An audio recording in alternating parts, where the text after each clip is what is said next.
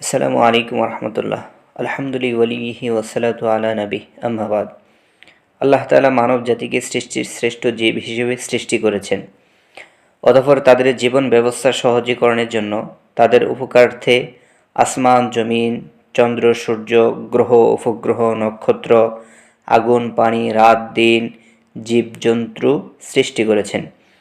মানুষের জীবন ব্যবস্থা সহজীকরণের অন্যতম নিয়ামত হল রাত দিন ফিরিয়ে সপ্তাহের আগমন, সপ্তাহ ফিরিয়ে মাস এর আগমন, মাস ফিরিয়ে বছর। দিন তারিখের গণনা আমাদের মানব জীবনের অপরিহার্য একটি বিষয়। মাস গণনা হিসেব অনুযায়ী আজ ডিসেম্বরের একেবারে শেষ প্রান্তে, অর্থাৎ ইংরেজি সাল একেবারে শেষের দিকে 2024। আমাদের দেশসহ পৃথিবীর বিভিন্ন দেশে 31শে ডিসেম্বর দিবাগত রাতে 31st নাইটকে নানা আয়োজন করে, আনন্দ করে, বিকট শব্দ, আতশবাজি করে, ফটকা ফোটানো, ফানুস উড়ানো, বিভিন্ন অশ্লীলতা, নাচ গান ইত্যাদির মাধ্যমে নতুন বছরকে স্বাগতম জানানো বা স্বাগতম জানিয়ে বরণ করে নেওয়া হয়। এমন প্রতিকূল ও অপ্রত্যাশিত দৃশ্য কেবল ইংরেজি নববর্ষের ক্ষেত্রে নয়, বরং বিভিন্ন সময় আমরা এমন দৃশ্য মুখোমুখি হয়ে থাকি। যেমন বাংলা নববর্ষ, ফুটবল ম্যাচের সময় পছন্দের দল জিতলে এভাবে করে মানুষ ট্রাকে পিকআপে করে বড় বড় বক্স বাজিয়ে আতশবাজি ফুটায়, আনন্দ মিছিল করে, আওয়াজ দিয়ে গান বাজায়, ছেলে মেয়েদের অবাধ মেলামেশা, নাচানাচি করে ঘুরে বেড়ানো। এরকমভাবে বিয়ে শাদী অনুষ্ঠানে, অলিমা অনুষ্ঠানে, আকিকা অনুষ্ঠানে এমন দৃশ্য প্রায়ই দেখা যায়। এই নববর্ষকে কেন্দ্র করে উৎসবের ইতিহাস এটা অনেক পুরানা। পৃথিবীর ইতিহাসে হাজার হাজার বছর পূর্ব থেকে নববর্ষকে উপলক্ষ করে উৎসব করা মূলত ধর্মীয় দৃষ্টিকোণ থেকেই হয়ে আসছে। হাজার হাজার বছর পূর্বে, এমনকি খ্রিস্টানদের বহু পূর্ব থেকেই ফেগান তথা প্রকৃতি পূজারীরা বছরের শুরুর দিনকে উৎসবের দিন হিসেবে নানান অশ্লীল এবং খারাপ কার্যক্রমের মাধ্যমে উদযাপন করে থাকেন। ফেগান মূলত একটি ধর্মীয় মতবাদের নাম, যারা মূলত পৃথিবী, আগুন, বাতাস, পানিকে সর্বসময় ক্ষমতার অধিকারী মনে করে সেগুলোকে পূজা করত। এক কথায় যাদেরকে বলা যায় প্রাকৃতিক পূজারী। এই ফেগান বা প্রাকৃতিক পূজারীরা বছরের প্রথম দিনকে উৎসব হিসেবে পালন করত। তাদের মধ্যে অন্যতম একজন ছিল জুলিয়াস সিজার, যে ব্যক্তি সিজার নামে দেবতার উপাসনা করত এবং তার নামই নিজের নাম রেখে জুলিয়াস সিজার, এবং সেই সর্বপ্রথম গ্রেগরিয়ান ক্যালেন্ডার চালু করে এবং সেই ক্যালেন্ডারের প্রথম দিবসকে আনুষ্ঠানিকভাবে উৎসবের দিবস হিসেবে পালন শুরু করে। অতঃপর খ্রিস্টানদের 8তম শতাব্দীতে ইরানের জামশিদ নামক বাদশাহ জুলিয়াস সিজারের পথ ধরে বছরের শুরু দিন উৎসব চালু করে, যার নাম দেওয়া হয় নওরোজ। মূলত এই আকীদা, বিশ্বাস এবং দৃষ্টিকোণ থেকেই বছরের শুরুর দিনে তারা এই উৎসবটা করত। এভাবে মুশরিকদের মধ্যে এই প্রথা শত শত নয়, বরং হাজার হাজার বছর ধরে চলে আসছে।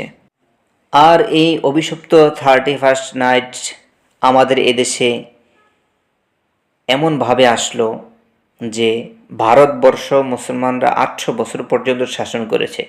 800 বছর পরে যখন মুসলমানদের হাত থেকে ইংরেজরা ভারতবর্ষকে দখল করে নেয়, 192 বছর, প্রায় 200 বছর পর্যন্ত তারা এই দেশকে গোলামির শিকলে আবদ্ধ রেখেছিল। এবং এইভাবে তারা এই গোলামির শিকলে আবদ্ধ রেখে মুসলিম নরনারীদেরকে তাদের ভিতরে এই বিষয়গুলোকে ঢুকিয়ে দিয়ে তাদের কৃষ্টি কালচার এবং নাফাক খ্রিস্টীয় মতবাদ মুসলিম সমাজের রন্ধ্রে রন্ধ্রে ঢুকিয়ে দিয়ে তারা খ্রিস্টানদের কুদৃষ্টি কালচার এগুলো আমাদের মধ্যে উদযাপন করার একটা অবস্থা তারা আমাদের মধ্যে দিয়ে গিয়েছে, যার দরুন আজ আমাদের যুবক সন্তানগুলো, আমাদের মুসলিমগুলো না জেনে না বুঝে তাদের এই পথে হাঁটা শুরু করেছে। বিদায় খুবই আফসোসের সাথে বলতে হয়, নামদারি মুসলিম যুবকদের জন্য আফসোস লাগে। খুবই আফসোসের বিষয় যে যেখানে ইসলাম ধর্ম মুসলমানদের জন্য পূর্ণাঙ্গ জীবন বিধান হওয়া সত্ত্বেও মুসলমানদের কেন খ্রিস্টান ধর্মীয় রীতিনীতি আনন্দ উদযাপন করতে হবে? এটা খুবই আশ্চর্যকর একটা বিষয়। আল্লাহ তাআলা তো কোরআনে কারীমের মধ্যে স্পষ্ট জানাই দিয়েছেন, আল-ইয়াউমা আকমামতু লাকুম দীনাকুম ওয়া আতমামতু আলাইকুম নি'মাতি ওয়া রাদিতু লাকুমুল ইসলামা দীনা। তারা স্পষ্ট জানিয়ে দেওয়ার পরও আমরা আমাদের দিন ধর্ম ছেড়ে বিধর্মীদের দিন ধর্মের প্রতি আমরা এগোচ্ছি। এটা আমাদের জন্য কোনোদিনও শুভনীয় এক কাজ নয়। এই জন্যই আল্লাহ তাআলা সূরা ফুরকানের ৭২ নম্বর আয়াতের মধ্যে ইরশাদ, বান্দা ঈমানদার তারাই যারা অন্যায় কাজে অংশগ্রহণ করে না এবং তারা যখন খেল তামাশার নিকট দিয়ে যায় তখন তা ভদ্রভাবে এড়িয়ে যায়। বিভিন্ন মুফাসসিরিন ইকরামগণ বলেন, এই আয়াত দ্বারা উদ্দেশ্য হচ্ছে বিধর্মীদের উৎসবে উপস্থিত না হওয়া। ঘটনাক্রমেও যদি বিধর্মীদের উৎসবের মুখোমুখি হয়ে পড়ে তাও এড়িয়ে চলা। অন্য আয়াতের মধ্যে আল্লাহ রাব্বুল আলামিন সূরা বাকারার 208 নম্বর আয়াতে বলেন, ইয়া আইয়ুহাল্লাযীনা আমানু দুখুলু ফিস-সিলমি কাফা, তোমরা পরিপূর্ণভাবে ইসলামের ভিতরে প্রবেশ করো হে ঈমানদারগণ। হাদিসের মধ্যে আসছে আল্লাহ রাসূল সাল্লাল্লাহু আলাইহি ওয়াসাল্লাম বলেন, আবু দাউদ শরীফের 4031 নম্বর হাদিস, যে ব্যক্তি বিজাতিদের সাদৃশ্য অবলম্বন করে সে তাদের দলভুক্ত বলে গণ্য হবে। আল্লাহ রাব্বুল আলামিন আমাদেরকে এই হারাম কাজ থেকে আমাদেরকে আল্লাহ তাআলা বেঁচে থাকার তৌফিক দান করুন।